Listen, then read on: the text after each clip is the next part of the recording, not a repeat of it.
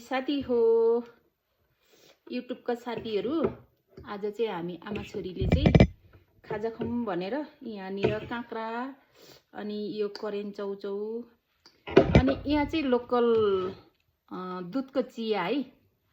सोलुखुम्बुमा जाडो छ, सोलुखुम्बुमा एकदम हुस्सु लागिरहेछ अनि त्यही कारणले हामी चाहिँ तातो तातो पिरो पिरो खाऊँ भनेर साथी हो। चेस।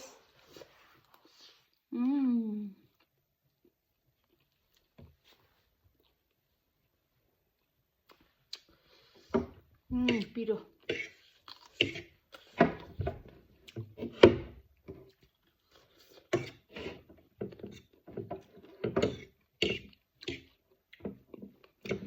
दाँत नहुनुको पीडा पनि धेरै गाह्रो हुँदो रहेछ है। अलि झ्यामझुम चपाउनु नि हुँदैन अनि अलि सारोहरू खाँदा गर्नुपर्छ हो क्या। अनि चाउचाउ त जस तस निल्दो रहेछ तान्दै भए पनि। खानु चाहिँ साथी हो पारेर खाउँ खाउँ। आलुको रिल्दुक, यहीँ फलेको सिमीको सुप अनि यतैतिर फलेको मकैको ढिँडो, कोदोको ढिँडो, फापरको रोटी, त्यस्तो हो लोकल चाहिँ। त्यो खानु परेमा पिएफसी किचनलाई सम्झिनुहोस्।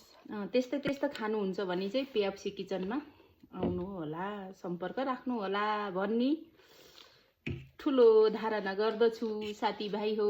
मैले खाइसक्नु लागिसक्यो साथीभाइ हो।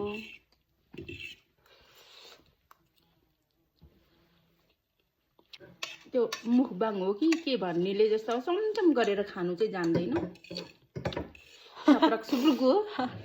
अब म चिया खान्छु। कस्तो रहेछ त मेरो चिया, लोकल दुधको चिया। यो चाहिँ भगवानलाई यस्तो पो त मिठो छ एकदम। थोरै बाई बाई।